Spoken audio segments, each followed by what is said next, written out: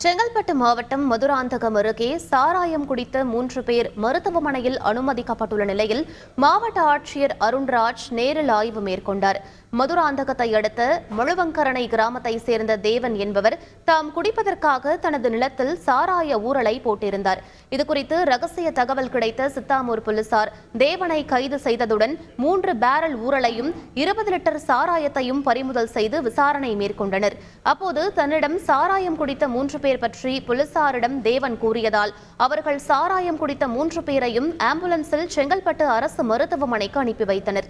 இதையடுத்து மாவட்ட ஆட்சியர் அருண்ராஜ், மாவட்ட காவல் கண்காணிப்பாளர் சாய் பிரணீத் ஆகியோர் ஆய்வு மேற்கொண்டனர்.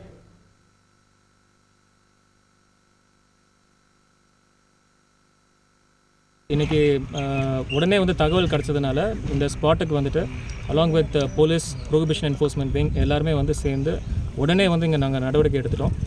அண்ட் ஃப்யூச்சர்லேயும் இந்த மாதிரி எங்கேயும் நடக்கக்கூடாது என்பது காரணத்தினால் உடனடியாக தகவல் ரெவன்யூ மூலமாகவும் போலீஸ் மூலமாகவும் உடனே தகவல் கொடுக்கணும்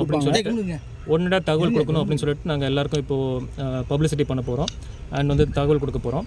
ஸோ இந்த மாதிரி நாங்கள் கான்ஸ்டண்ட்டாக விஜிலண்ட்டாக இருக்கோம். கான்ஸ்டண்ட்டாக எங்கெங்கே ஏதாவது தகவல் இருந்தால் உடனே நாங்கள் நடவடிக்கை எடுக்கிறோம்.